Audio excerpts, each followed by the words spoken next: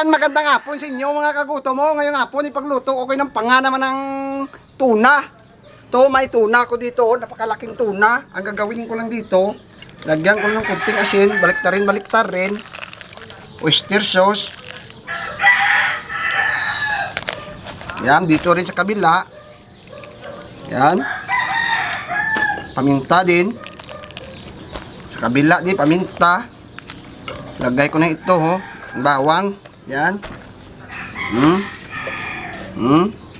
Itong kalamansi, oh.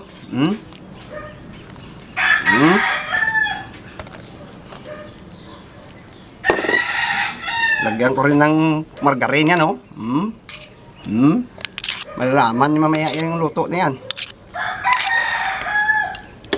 Tapos ibabalot ko na yan. Iwan ko kung marunong pa ako magbalot dito. Tagal ko na hindi nagbabalot.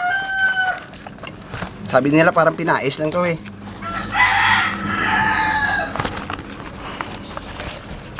Yan. Balikan niyo ako pag natapos ko to, ha.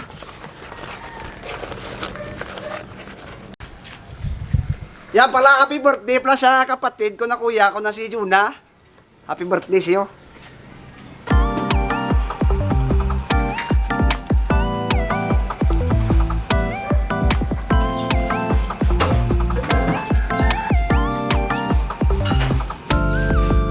Okay na to mga kagutom. Kunin na po natin to. Ready na tayo. 3:30 na.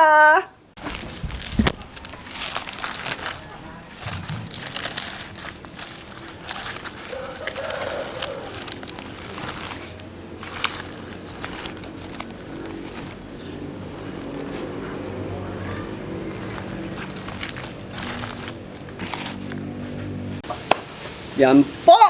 Tapos na po natin, naluto na po natin, umuusok-usok pa, pero bago po yan, dasalan po muna natin yung grasya. Sa Ama, ng Anak, ng Espiritu Santo.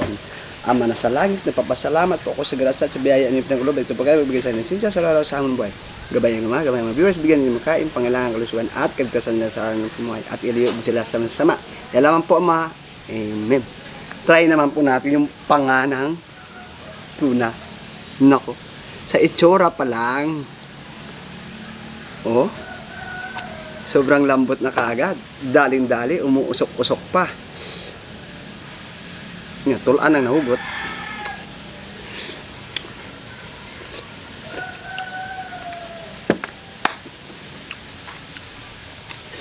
Ay, pasensya sa iba dyan. Kalamansi at saka sibuyas lang. Uy! Shoot!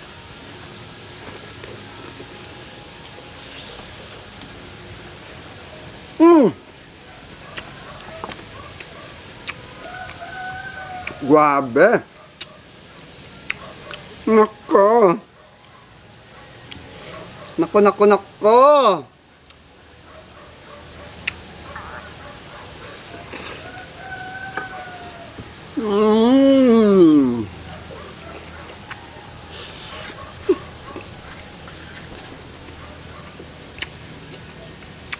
Grabe, perfect na perfect. Quality.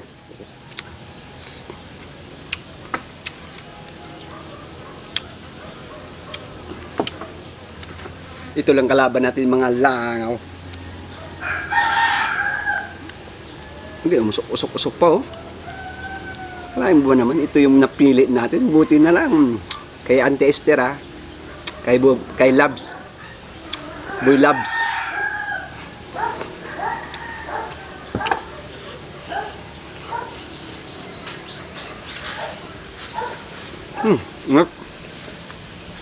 Grabe. Yung lasa ng isda. Kasi kanina mga kagutom, maaga pa dun sa ano namin sa daan, may nagtitinda tuna.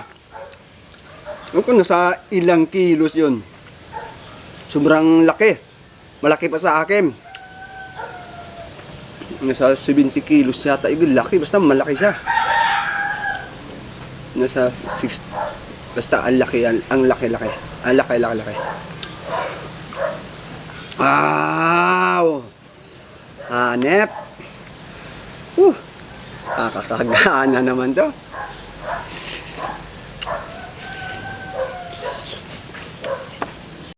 Nasa 380 yung kilo.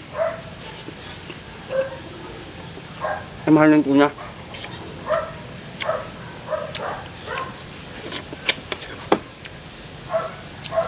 Ingat. Ah.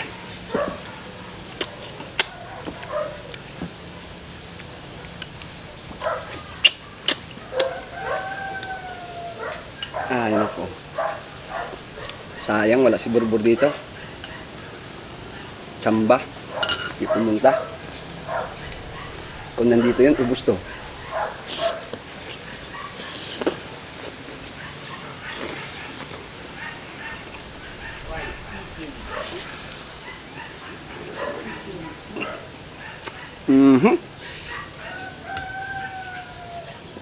Ito yung gawin nyo mga kagagam. Katuna, timpiyahan nyo.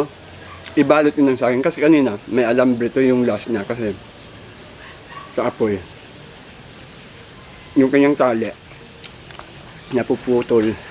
Kaya alalayan ninyo ng alambre. Para hindi siya magkaburulag-burulag. Magkaiwali, mag-ano yung dahon sira. Magbukas ba?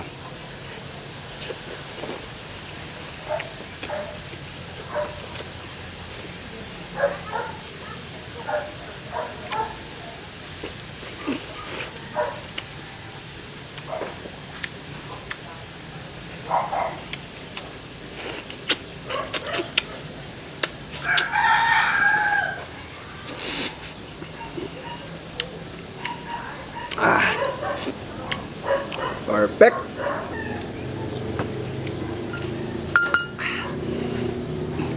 Another. Uy! Agay!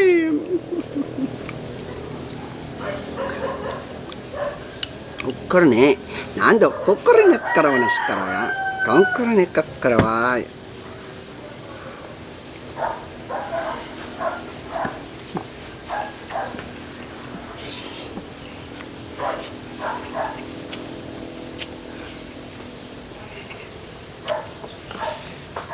Perfect na perfect.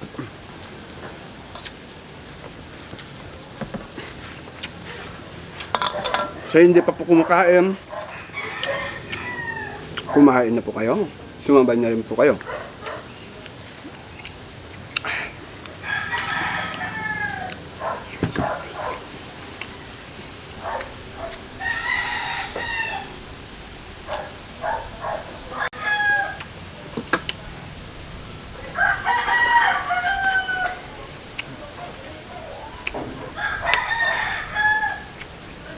Ah.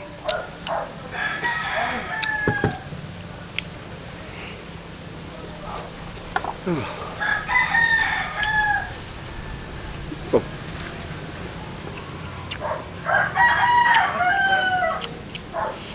Oh my goodness. Super delicious.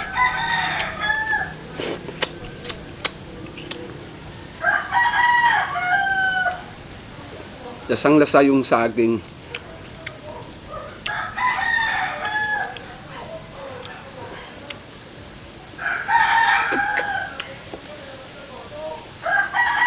Iba pala pag sa mga ano talaga ilagay mo siya kasi sa puwel. Mas maganda sa saging, mas malasa. At tumutubig-tubig pa.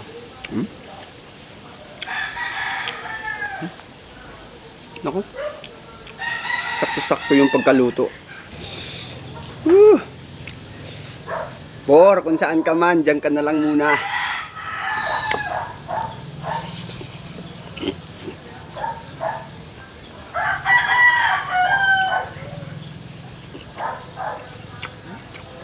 Mainit-init pa.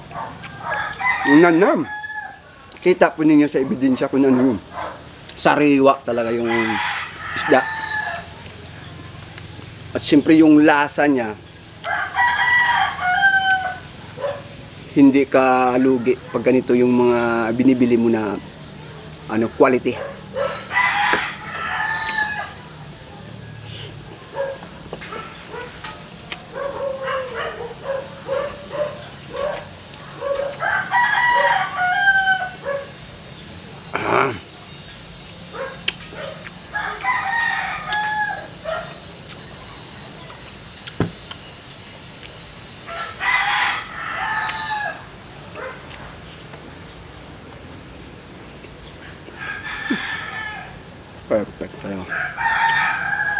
Napapapikit ako ng mata dito.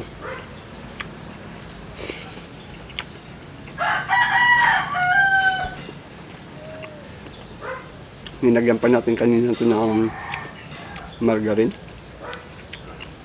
Lalong nagnanam yung lasa. Super delicious.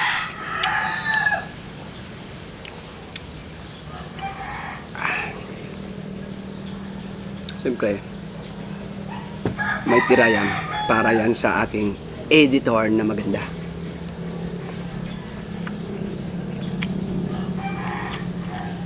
Galing Switzerland.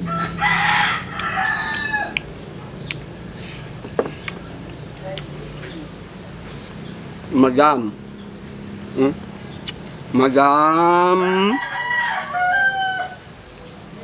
Madam R.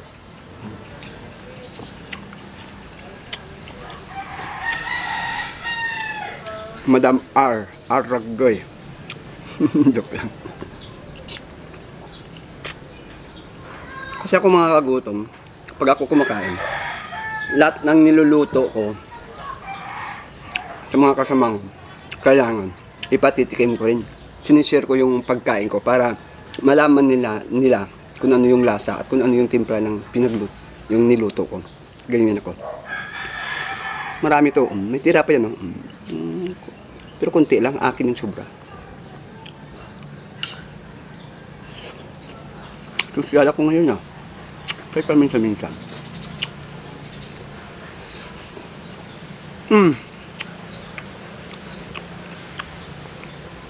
Sulit na sulit. Sa'yo na yan, madam. Hindi ako madamot eh. Kung ako, ubos yan.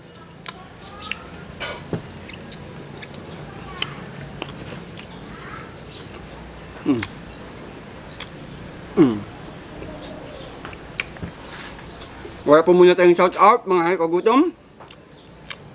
Babawi na lang si Titet. Alkaline po muna tayo.